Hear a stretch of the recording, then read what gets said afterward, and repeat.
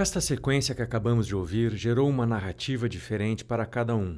Quando estamos assistindo um filme, a nossa percepção da imagem é influenciada pelos sons e a nossa percepção auditiva é influenciada pelas imagens, como foi demonstrado pela experiência criada pelo psicólogo Harry McGurk. Nesta imagem, se olharmos para um lado da tela, ouvimos um fonema, mas se o nosso foco visual for para o outro lado, ouvimos outro fonema. Porém, o som é sempre o mesmo. Pato, pato, pato, pato. O som no cinema é conceituado, gravado, manipulado ou criado por profissionais de som, com a intenção de provocar uma emoção específica no espectador. Emoção que, associada à imagem, se tornará um filme.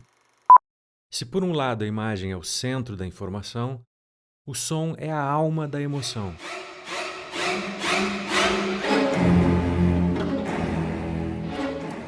Na cena que ouvimos anteriormente, o primeiro som que podemos destacar é o som de...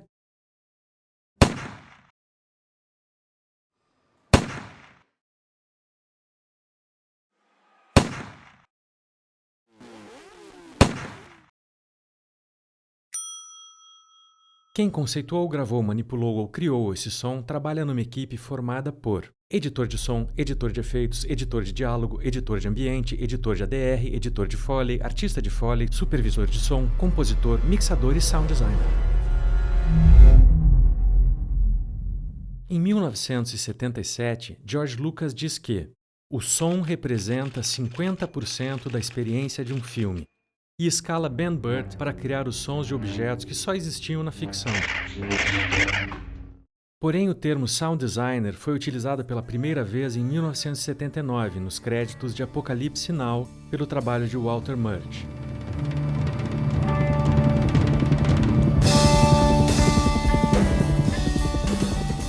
Francis Ford Coppola, reconhecendo a importância do som no filme, descreveu o sound designer como um indivíduo responsável por todos os aspectos da faixa sonora de um filme, desde o diálogo e gravação de efeitos sonoros até a mixagem final.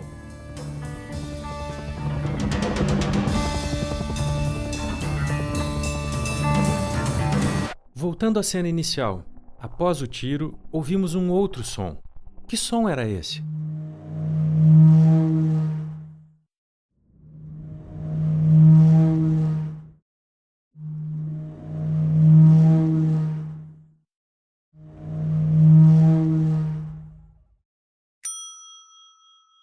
Bom, então já sabemos que alguém atirou em uma baleia. Mas espera aí, logo depois de alguém atirar numa baleia, o assassino sai caminhando calmamente?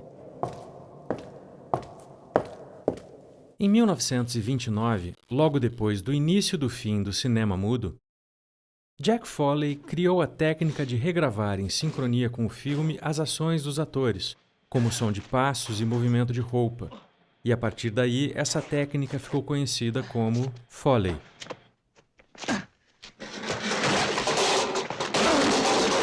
Mas esses passos que ouvimos foram em um piso de madeira? De terra? De concreto? E eram de um homem? De uma mulher? Ok, ela atirou numa baleia e saiu caminhando calmamente no concreto.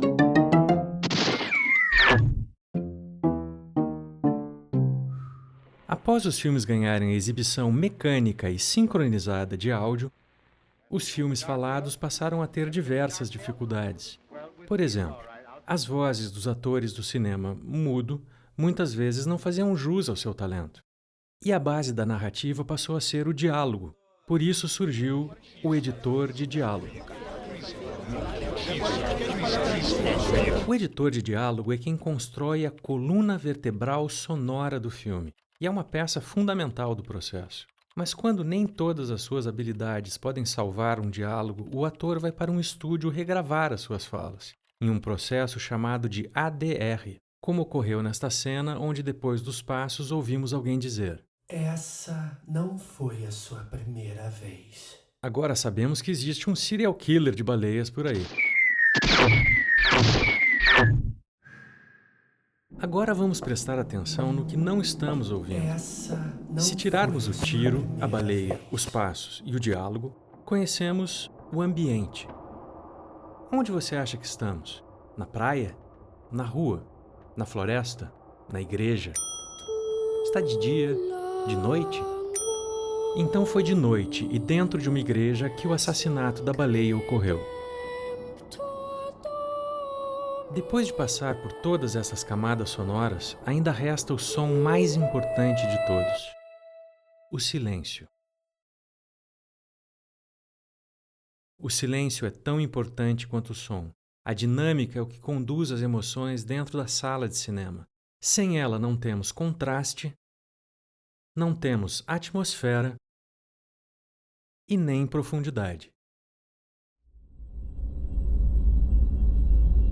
Depois que o som do tiro, baleia, passos, igreja, diálogo e silêncio foram conceituados, gravados, manipulados e criados por profissionais de som, ele é finalmente mixado. E agora podemos ver e ouvir o filme.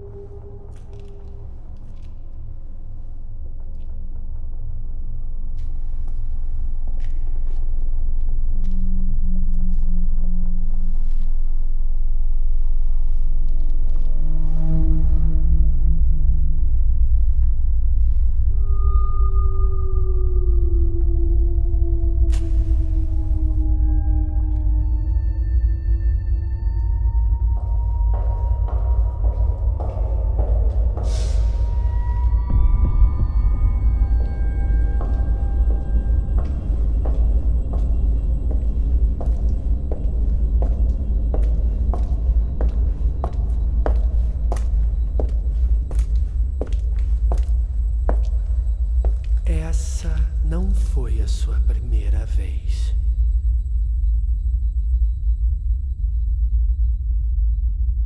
Desculpem a interrupção, mas eu estava me esquecendo de um elemento muito importante: a música.